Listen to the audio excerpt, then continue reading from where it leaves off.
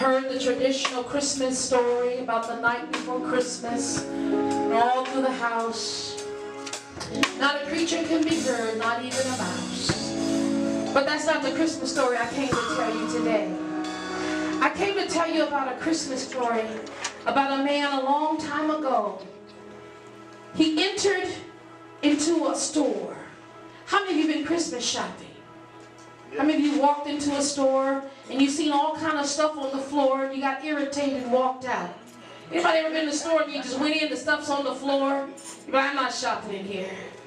But there was a man a long time ago. He entered into a store called Earth. And in this store had all kind of filth on the ground. It had all kind of merchandise that was trampled over and stomped over. And it was just so irritating to common eye. But this man took a shopping cart. I said, this man took a shopping cart and he saw a gift on the ground. And he reached down and he picked up the gift. And it said mercy. And he put it in his shopping cart. He went down another aisle and there was something else on the floor, and it looked like it had been a little dented and unwrapped, and the bow was coming off and the tape wasn't right, but it looked like some grace. So he put it in the shopping cart. And he went on down the aisle and he looked a little further and he saw another gift, and it looked like it was empty, but it didn't look too well, and he kind of examined it and he says, well, I have some mercy and I have some grace, but this one looked like some love. And he went shopping a little bit further and he looked on the ground and he saw some more gifts, and they had looked like the flowers had withered and the dirt was trampled and the little rocks were stomped on, but he picked it up anyhow. And when he picked it up, he says, you know what, I need to get this in my cart as well. And he kept on shopping and he kept on shopping. He picked up some temperance and he picked up some joy and he picked up some wisdom and he picked up some righteousness and he picked up some love and some more love and some more love. And then he went and got some understanding and he got some long suffering, and then he kept on shopping. And as he kept on shopping, he says, I got to get the perfect gift because my child over here is going to need it, and my son over here, he needs some, and my daughter's over here, I need to impart these perfect gifts within your system. So he kept shopping and he kept shopping. I came to tell you, somebody just say thanks be to God for the perfect gift. Somebody say thanks be to God for the unspeakable gift. Somebody say thanks be to God if you're really thankful that he saved you out of anything. Somebody say thanks be to God that you're not in the morgue. Somebody say thanks be to God that you're not 6 feet under. Somebody say thanks be to God I made it out of the divorce. Somebody say thanks be to God I overcame the back talk. Thanks be to God that when they stomped on my name and scandalized it, my God, somebody say thanks be to God for his unspeakable gift. Oh, he came to tell us about this perfect gift, so he came shopping and he continued to shop and he shopped some more. And how many of you can be in here and just say, I'm just a shopaholic? Has anybody ever just kept shopping and didn't stop shopping, and they kept on shopping and they shopped some more? And you know the old saying that you shop until you drop. Well, I came to tell you there was a man named Jesus who came to shop, my God, and he kept shopping until he dropped, because he said, I got to die for you, but I ain't going to leave here till after I'm done shopping. I can't leave this earth until after I'm done teaching. I can't leave this earth until after I'm done imparting. I can't leave this earth because in this store, somebody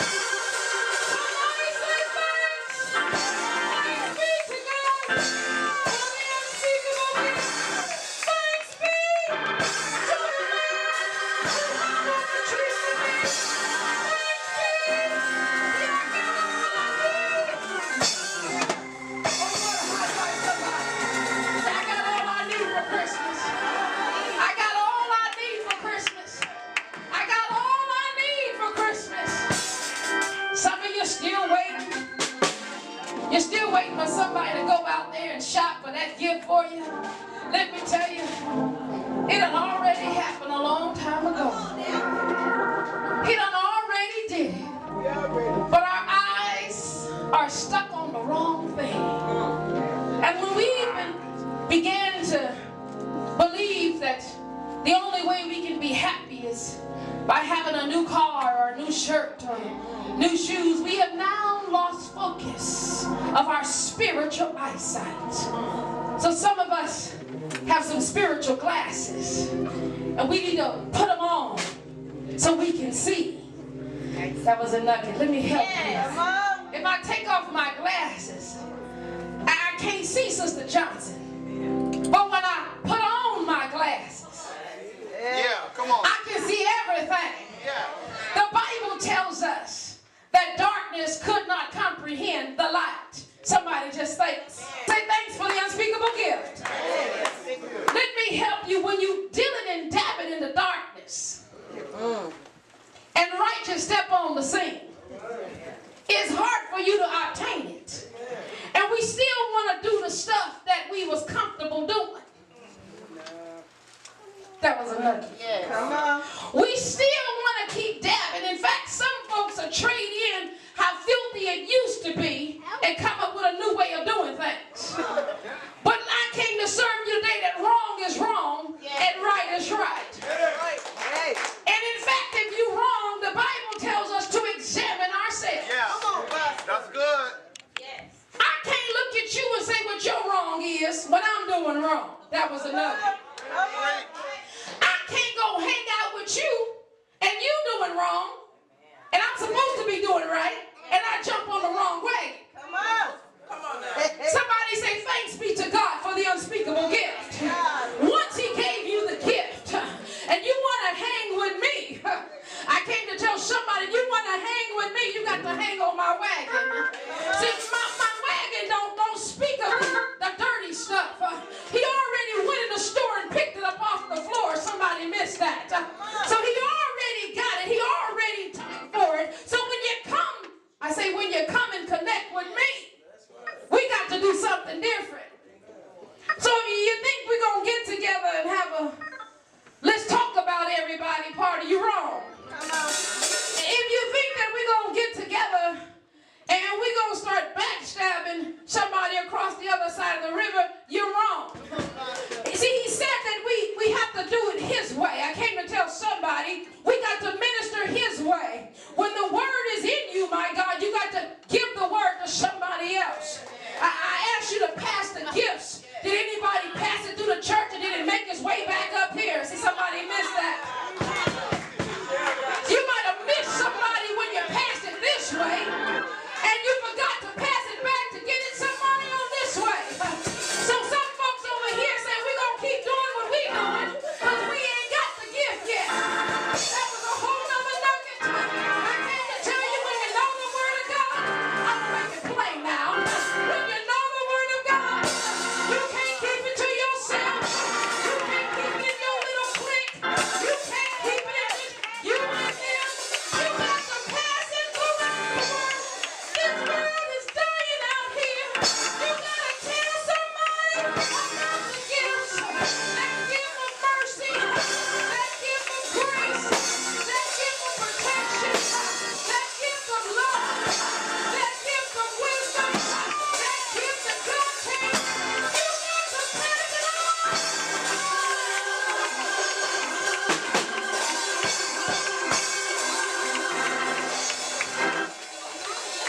You know, did we miss anybody? Everybody touch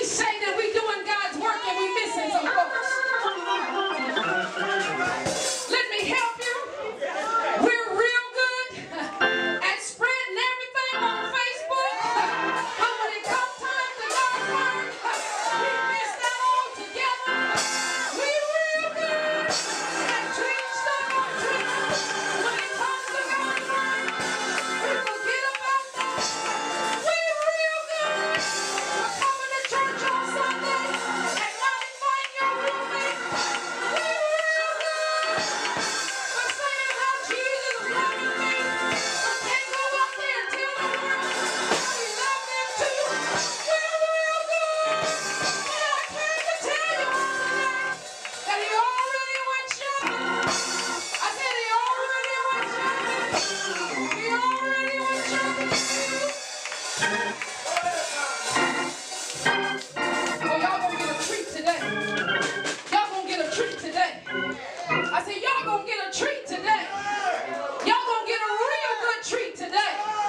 You know why? Because this Christmas is gonna be like no other.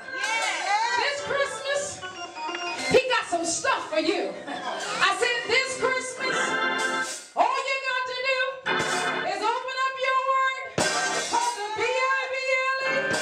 It's your basic instruction before leaving earth. Now I'm gonna help you out here. It's your basic instruction before going out this new year. I need you to get it right. I need somebody to live right.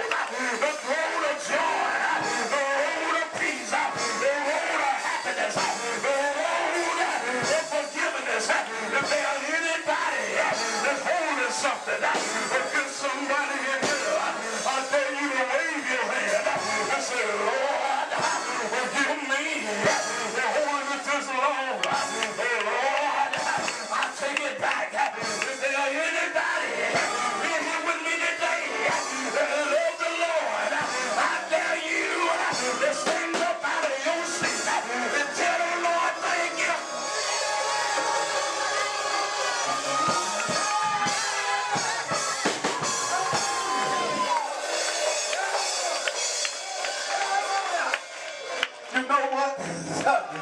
The Bible talks about there were some shepherds out in the field. They were in the same country. And the angel came and told them that you were going to be born. And the angels, I'm paraphrasing, they went looking for Jesus. But what have you been looking for over the last week? Have you been looking for your healing? Have you been looking for your Savior? Have you been looking for your healing? Have you been looking for love?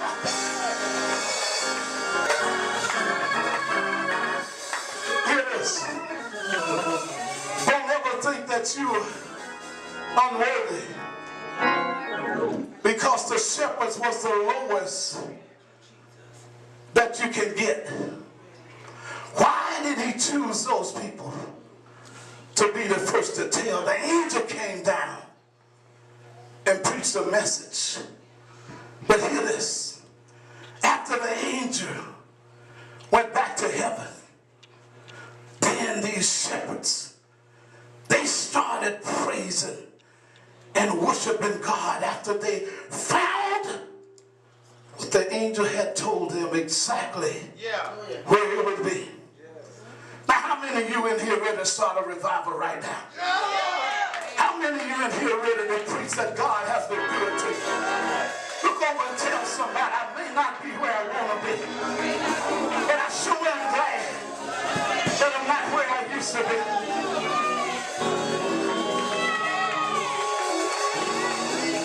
Oh, come on, we gon'. I said you guys had a treat coming today. I'm gonna ask everybody out there, see to come on up real quick. Come on up to the altar real quick. Most of you guys are still looking for that perfect gift, that perfect Christmas. Let me help you. Some of you be in your kitchen. You might forget to put an ingredient in the macaroni. You might leave the cream going too long and it may burn. You might leave the roast in the oven. It might get too crunchy, crispy, and dry. I came to tell you you're not going to have a perfect Christmas until Jesus is in there. Grandmama Lynn used to be in the kitchen, Sister Anderson. And as they was cooking, they'd be humming a tune. They'd be singing a worship.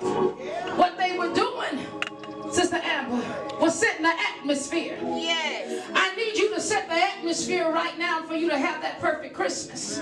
Without Jesus, ain't nothing gonna go right.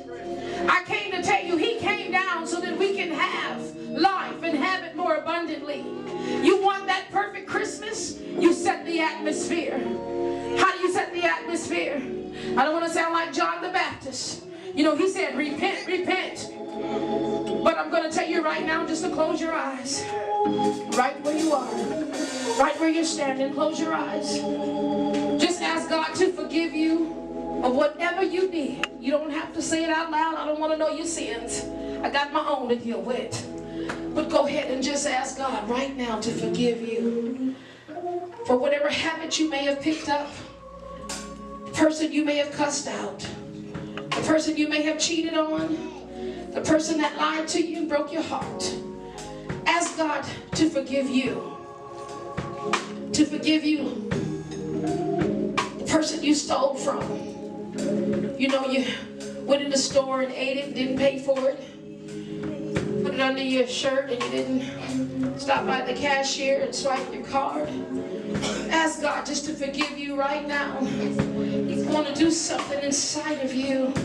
You have to set the atmosphere for the meal to taste just right. You would not have normally forgotten the cheese on the macaroni, but you did because you were so full of everything else. Just ask God, say, Lord, forgive me. Thank you for breaking me out of the prison. Yes, Lord, thank you for breaking me out. Thank you for your unspeakable gifts of allowing me not to do that habit no more. Lord, forgive me. Allow me not to steal anymore. Forgive me, Lord. I don't have to lie anymore. Forgive me, Father. I don't have to kill nobody no more. Not even with my mouth. Oh, God. Forgive me, Lord. Forgive me, Father. When I ran the stop sign. Forgive me, Lord. Forgive me, Father. Lord, I didn't know what I was doing when I did it. And sometimes I did know. But I thank you for forgiving me and giving me another second chance. Thank you, Father. Thank you, Lord. Thank you. I didn't mean to bring in division and strife amongst my sisters and brothers in the church. But Lord, forgive me. Forgive me, Father. I didn't mean to drink the fifth of Cavassier and turn it up when I should have been worshiping you. Forgive me, Father.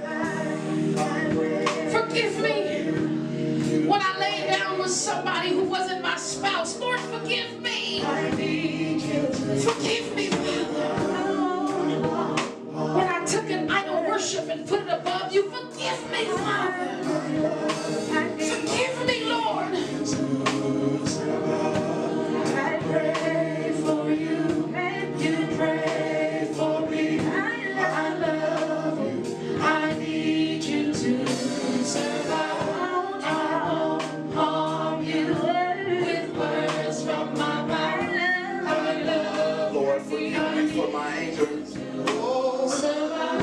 Forgive me for taking out my problems on someone else, Father. Oh God, teach me how to trust in you. I no longer want to lean on man. I no longer want to lean on woman, Father. Teach me how to lean and depend on you. In the name of Jesus. Whatever is weighing you down right now, whatever you came into this place with, it's no longer yours. It does not belong to you anymore. You're going to throw it down in this invisible grave. It now belongs to God. On this day is your day to be set free. Somebody's been dealing with an addiction in here around this altar. You've been trying to let it go. But every time that it seems that you're doing good, here comes a family member, here comes a friend with the thing that you're weak for. Somebody around this altar, you used to be a professional thief and you had gave up on it.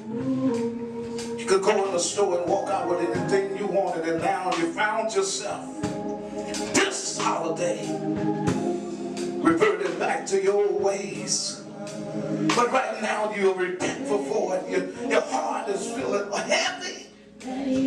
God told me to tell you that He forgive you, forgive yourself. This can be a new beginning for the rest of your life. That's somebody that can't let go of that alcohol bottle. Today is your day. If you will step out of the crowd to the front of this line right now, God will heal you today. Don't be afraid. Don't worry about what somebody else around you gonna say or think. Step out of the crowd to the front of this line. That one that's dealing with that thing, and you want to let it go. Come now. Come now. Don't be afraid. Come now. That's somebody that want to let go of that relationship, but you have fear that you're going to be alone. Come now. Jesus will be your lover. He will give you everything you need. He have that right person for you. Stop dealing with a half, but God have a whole for you. Step to the front of this line. Come now. Do you want your healing? Step, come out of the crowd. Come out of the crowd. I don't want to point at you. I want you to do it on your own. Just step forward to the front of the line. This thing is going to kill you if you don't.